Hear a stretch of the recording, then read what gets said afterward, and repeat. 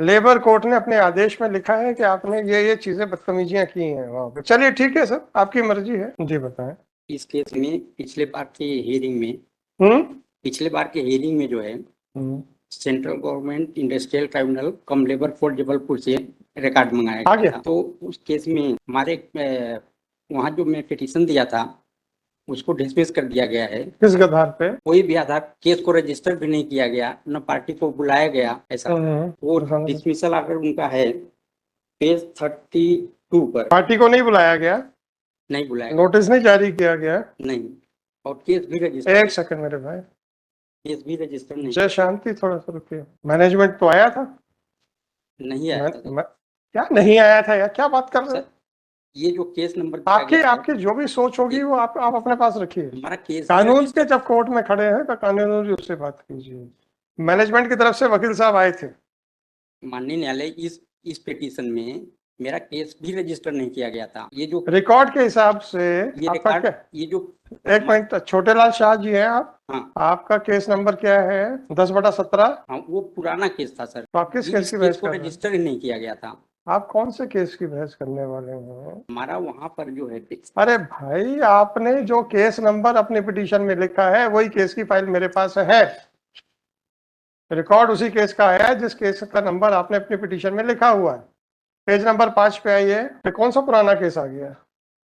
ये पुराना केस हमें क्या करना है? माननीय आपने जिस केस के बारे में पिटीशन लगाई है वो रिकॉर्ड मेरे पास है, उस केस में बहस करें।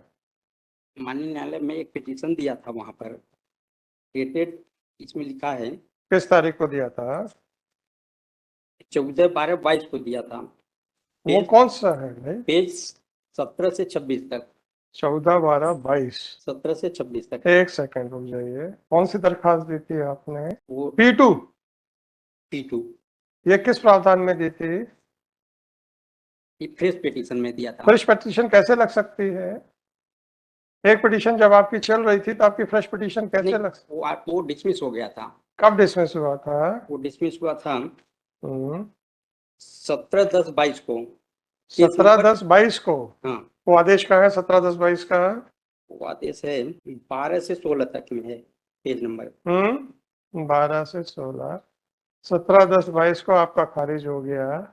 फिर आपने ये P2 में क्या लगा दिया था?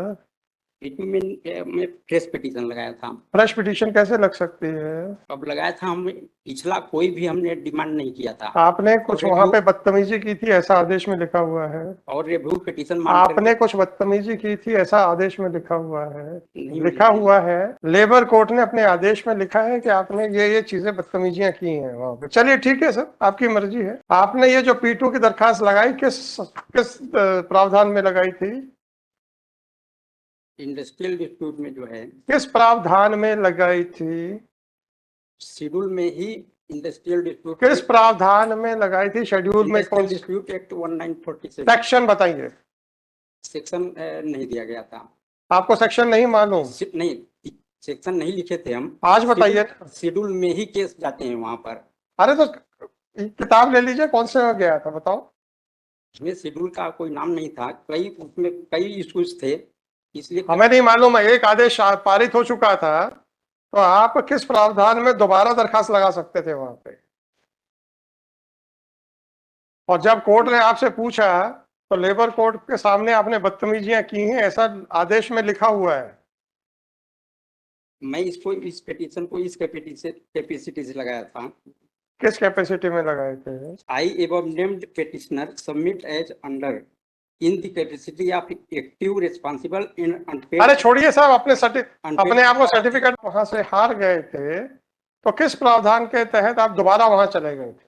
दोबारा मैं इस प्रावधान के अंतर्गत गया कि मैं लॉफुल एंड लीगल इंक्वायरी का कमेटी का मेंबर हूं। मैं कुछ भी हो, अगर आपको उस आदेश से आपको संतुष्टि नहीं थी तो आपने उसकी अपील क्यों नहीं की? आप वहां पे किस प्रावधान में दोबारा गए और फिर वहां किस प्रावधान में बदतमीजियां कर रहे थे ऐसा आदेश लिख रखा है कोर्ट ने?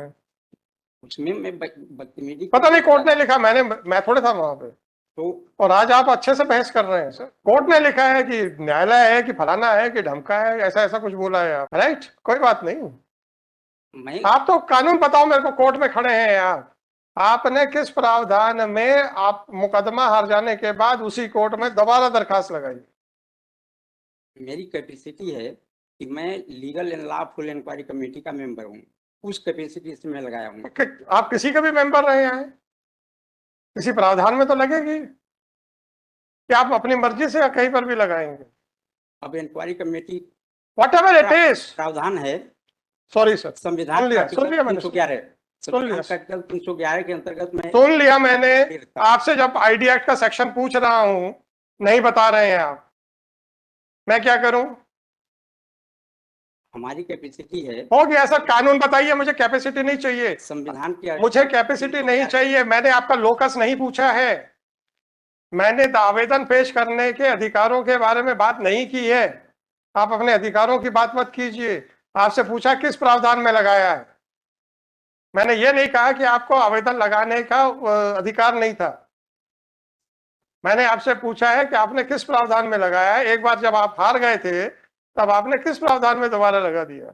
उसी कोर्ट शेड्यूल ही केसेस जाते है। हैं, हमारा भी केस। अच्छा हो गया सर, मैं खुद देख गया था वहां। मैं देख लूंगा। मुझे अगर लगेगा कि आपका कोई प्रावधान के अंदर ठीक लगाया था तो फिर हम करेंगे, और अगर आपको कोई अधिकार नहीं था दोबारा लगाने का तो फिर देखते हैं।